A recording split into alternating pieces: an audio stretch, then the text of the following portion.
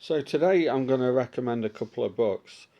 A lot of people generally tend to have poor levels of statistical knowledge and numeracy, so these books are really interesting, and I'd certainly recommend them to anybody who's interested in this kind of thing. It makes you more aware of potential ways that you're being manipulated, or even if people are just accidentally misusing statistics. So the first one we'll look at here is How to Lie with Statistics by Darrell Huff. This was actually first published in 1954. It's actually quite a classic. It's been reprinted many times. I actually kind of read this for the first time at university in the 1980s after a classmate recommended it to me, and it's an excellent primer. I've got the copy here. The dedication is actually quite amusing. It says to my wife, with good reason. Um, but the kind of subjects it covers are, they're not difficult to understand. So it's not like you need a degree in maths or anything. But it really covers some good ground as a starter.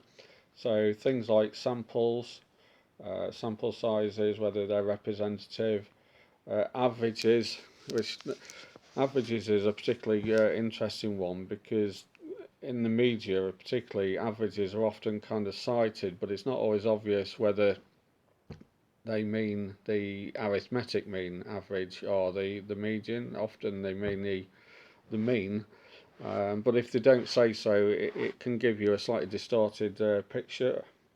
And then it covers other things like what he describes as a gee whiz graph. So this is how graphs can kind of potentially distort a picture or give you a skewed perspective. Post hoc, so that's really kind of correlation and causation, and then various other bits and bobs in there. So it's an absolutely cracking book.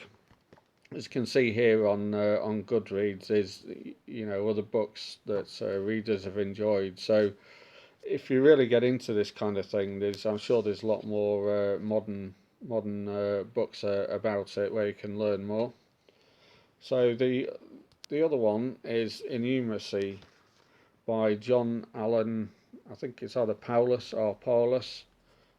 This is slightly different. It's about numeracy in general, but it covers things like probability and coincidence, pseudoscience, and then statistics, trade-offs, and society.